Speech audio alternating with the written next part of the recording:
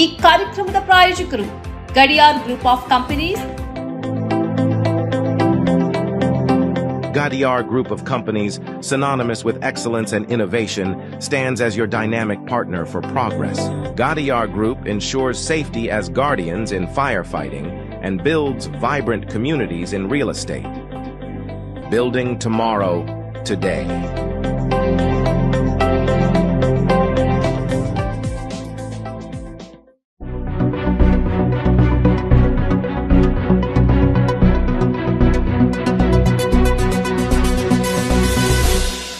ವೀಕ್ಷಕರೇ, ಸನ್ಮಾರ್ಗ ಸುದ್ದಿ ಸಂಚಯಕ್ಕೆ ಸ್ವಾಗತ. ನಾನು R.A. ಲೋಹಾನಿ. ಕರಾವಳಿಯಲ್ಲಿ ತಾಪಮಾನ ಹೆಚ್ಚಳವಾಗಿದೆ. ದಕ್ಷಿಣ ಕನ್ನಡದ ಸುಳ್ಯದಲ್ಲಿ ಗರಿಷ್ಠ ಉಷ್ಣಾಂಶ 41.4 ಡಿಗ್ರಿ ಸೆಲ್ಸಿಯಸ್ ದಾಖಲಾಗಿತ್ತು.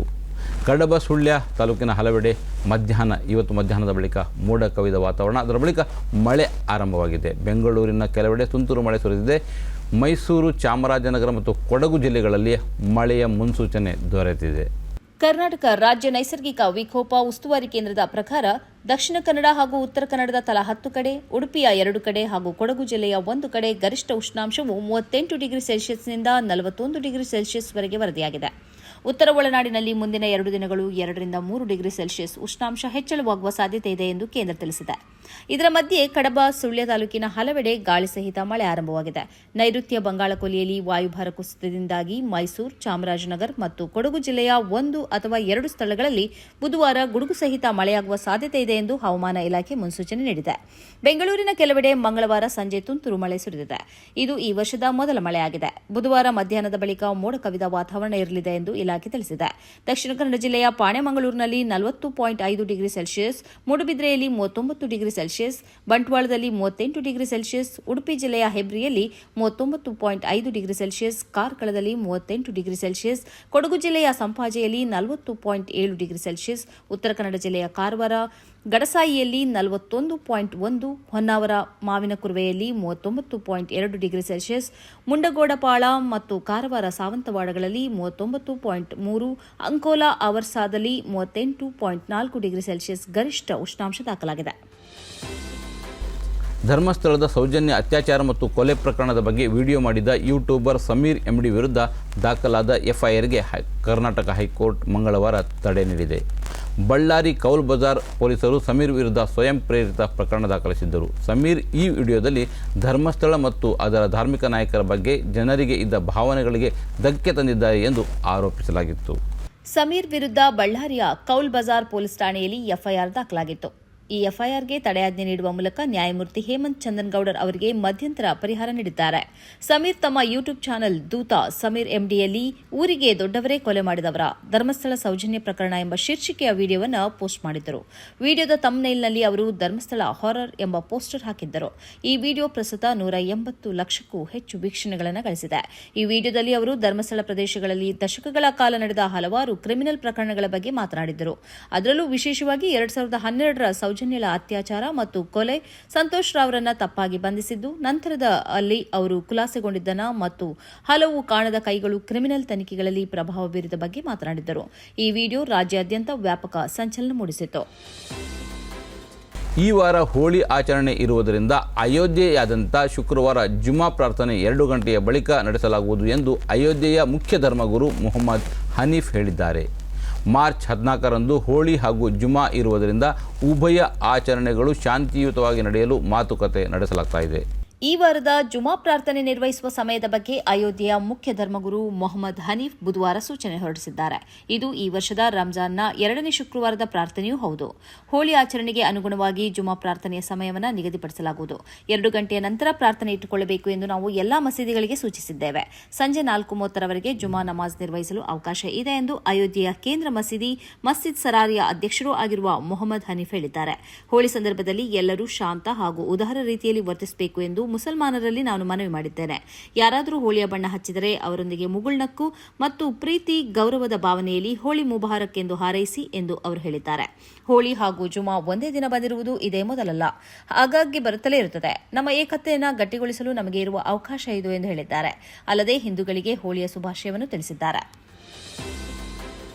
ಹೋಲಿ ಆಚರಣೆಗೆ ಮುಂಚಿತವಾಗಿ 70 ಮಸೀದಿಗಳನ್ನು ಉತ್ತರ ಪ್ರದೇಶದ ಶಾಹಿಯಾನಾಪುರ ಜಿಲ್ಲೆಯ ಆಡಳಿತವು ಟಾರ್ಪಲ್ನಿಂದ ಮುಚ್ಚಿದೆ. ಹೋಲಿ ಆಚರಣೆಯ ಭಾಗವಾಗಿ ಶಾಂತಿಯನ್ನು ಕಾಪಾಡಿಕೊಳ್ಳಲು ಮತ್ತು ಮಸೀದಿಗೆ ಯಾವುದೇ ತೊಂದರೆ ಉಂಟಾಗದಂತೆ ನೋಡಿಕೊಳ್ಳುವುದಕ್ಕಾಗಿ ಹೀಗೆ ಮಾಡಲಾಗಿದೆ ಎಂದು ಜಿಲ್ಲಾಡಳಿತ ತಿಳಿಸಿದೆ.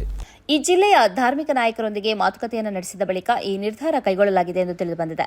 ಹೋಲಿ ಆಚರಣೆಯ ಭಾಗವಾಗಿ ಶಾಹಿಯಾನ್ಪುರ್ ಜಿಲ್ಲೆಯಲ್ಲಿ ಜೂಟಾ ಮಾರಾ ಹೋಲಿ ಎಂಬ ಹೆಸರಿನಲ್ಲಿ ಸಾವಿರಾರು ಮಂದಿ ಭಾಗವಹಿಸುವ ಘೋಷಯಾತ್ರೆ ನಡೆಯಲಿದೆ. ಈ ಪ್ರದೇಶದಲ್ಲಿ ಅತ್ಯಂತ ಭಿನ್ನ ಹೋಲಿ ಆಚರಣೆಯಾಗಿ ಇದು ಗುರುತಿಸಿಕೊಂಡಿದೆ ಎಂದು ತಿಳಿದುಬಂದಿದೆ.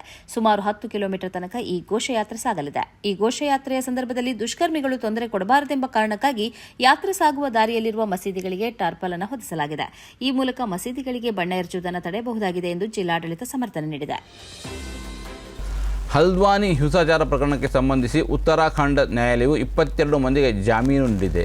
ಜಸ್ಟಿಸ್ ಪಂಕಜ್ ಪುರೋಹಿತ್ ಮತ್ತು ಜಸ್ಟಿಸ್ ಮನೋಜ್ ಕುಮಾರ್ ತಿವಾರಿ ಅವರನ್ನು ಒಳಗೊಂಡ ದ್ವಿಸದಸ್ಯ ಪೀಠವು ಈ ಜಾಮೀನು ಮಂಜೂರು ಮಾಡಿದೆ. ನಿಗದಿತ ಸಮಯದೊಳಗೆ ಚಾರ್ಜ್ ಶೀಟ್ ಸಲ್ಲಿಸಲು ಪೊಲೀಸರು ವಿಫಲರಾಗಿದ್ದಾರೆ ಎಂದು ಹೇಳಿ ಈ ಜಾಮೀನು ಮಂಜೂರು ಮಾಡಲಾಗಿದೆ. 2024 ಫೆಬ್ರವರಿಯಿಂದ ಆರೋಪಿಗಳು ಜೈಲಿನಲ್ಲಿದ್ದರು. ಇವರ ಜಾಮೀನು ಕೋರಿಕೆಯನ್ನು 2024 ಜುಲೈ 3ರಂದು ಹಲ್ದ್ವಾನಿ ಸೆಷನ್ಸ್ ಕೋರ್ಟ್ ತಳ್ಳಿಹಾಕಿತ್ತು. ಆದರೆ ಇದೀಗ ಸೆಷನ್ಸ್ ಕೋರ್ಟ್ನ ತೀರ್ಪನ್ನು ಹೈಕೋರ್ಟ್ ಬದಿಗೆ ಸರಿಸಿದೆ. ಈ ಪ್ರಕರಣದ ತನಿಖೆಗೆ ಸೆಷನ್ಸ್ ಕೋರ್ಟ್ ಹೆಚ್ಚುವರಿ ಸಮಯ ನೀಡಿರುವುದನ್ನು ಹೈಕೋರ್ಟ್ ಪ್ರಶ್ನಿಸಿದೆ. ಯುಎಪಿಎ ಅಡಿಯಲ್ಲಿ 90 ದಿನಗಳೊಳಗೆ ಪೊಲೀಸರು ಚಾರ್ಜ್ ಶೀಟ್ ಸಲ್ಲಿಸಬೇಕಾಗಿದೆ. ಆದರೆ ನಿಗದಿತ ಸಮಯದೊಳಗೆ ಪೊಲೀಸರು ಚಾರ್ಜ್ ಶೀಟ್ ಸಲ್ಲಿಸದೇ ಇರುವುದರಿಂದ ಆರೋಪಿಗಳು ಜಾಮೀನಿಗೆ ಅರ್ಹರು ಎಂದು ಹೈಕೋರ್ಟ್ ತೀರ್ಪು ನೀಡಿದೆ. ಜಮಿಯತೆ ಉಲಮಾಯ ಹಿಂದ್ನ ಅಧ್ಯಕ್ಷ ಮೌಲಾನ್ ಹರ್ಷದ್ ಮದನಿ ಅವರ ನೇತೃತ್ವದ ಹಲ್ದ್ವಾನಿ ಜಮಿಯತೆ ಉಲಮಾವು ಆರೋಪಿಗಳಿಗೆ ನ್ಯಾಯಾಂಗದ ನೆರವನ್ನು ನೀಡಿದೆ. ಈ ಮೊದಲೇ 50 ಮಂದಿಗೆ ನ್ಯಾಯಾಲಯ ಜಾಮೀನು ನೀಡಿತ್ತು. ಈ ಬೆಳವಣಿಗೆಗೆ ಮೌಲಾನಾ ಸಂತಸ ವ್ಯಕ್ತಪಡಿಸಿದ್ದಾರೆ. ಪಾಕಿಸ್ತಾನದ ಬಲೂಚಿಸ್ತಾನ ಪ್ರಾಂತ್ಯದಲ್ಲಿ ರೈಲಿನ ಮೇಲೆ ದಾಳಿ ನಡೆಸಿದ ಉಗ್ರರು ನೂರಾರು ಪ್ರಯಾಣಿಕರನ್ನು ಒತ್ತೆಯಾಳುಗಳಾಗಿ ಇರಿಸಿದ್ದರು. ಈ ಪೈಕಿ ಕಾರ್ಯಾಚರಣೆ ನಡೆಸಿದ ಪಾಕಿಸ್ತಾನದ ಭದ್ರತಾ ಪಡೆ 155 ಪ್ರಯಾಣಿಕರನ್ನು ರಕ್ಷಿಸುವಲ್ಲಿ ಯಶಸ್ವಿಯಾಗಿದ್ದು 27 ಉಗ್ರರನ್ನು ಹತ್ಯೆ ಮಾಡಿದೆ ಎಂದು ವರದಿಯಾಗಿದೆ. ರಕ್ಷಣಾ ಕಾರ್ಯಾಚರಣೆಯ ವೇಳೆ 37 ಪ್ರಯಾಣಿಕರು ಗಾಯಗೊಂಡಿದ್ದಾರೆ. ಮಂಗಳವಾರ ಮಧ್ಯಾಹ್ನ ಕ್ವೆಟ್ಟಾದಿಂದ ಪೇಶಾವರಕ್ಕೆ ತೆರಳುತ್ತಿದ್ದ 9 ಬೋಗಿಗಳಿರುವ ಜಾಫರ್ ಎಕ್ಸ್ಪ್ರೆಸ್ ರೈಲಿನಲ್ಲಿ ಸುಮಾರು 400 ಪ್ರಯಾಣಿಕರು ಸಂಚರಿಸುತ್ತಿದ್ದರು. ಗಡಾಲರ್ ಮತ್ತು ಪೆಹ್ರೋ ಕುನ್ರಿ ಕಣಿವೆ ಪ್ರದೇಶದ ಸಮೀಪದ ಸುರಂಗದಲ್ಲಿ ಬಂದೂಕುದಾರಿಗಳು ದಾಳಿ ನಡೆಸಿದ್ದರು. ಬಲೂಚಿಸ್ತಾನ್ ಲಿಬರೇಷನ್ ಆರ್ಮಿ ದಾಳಿಯ ಹೊಣೆ ಹೊತ್ತುಕೊಂಡಿತ್ತು. ಉಗ್ರರೊಂದಿಗೆ ನಡೆದ ಗುಂಡಿನ ಚಕಮಕಿಯ ನಡುವೆಯೂ ಮಹಿಳೆಯರು ಹಾಗೂ ಮಕ್ಕಳು ಸೇರಿದಂತೆ 155 ಪ್ರಯಾಣಿಕರನ್ನು ರಕ್ಷಿಸಲಾಗಿದೆ.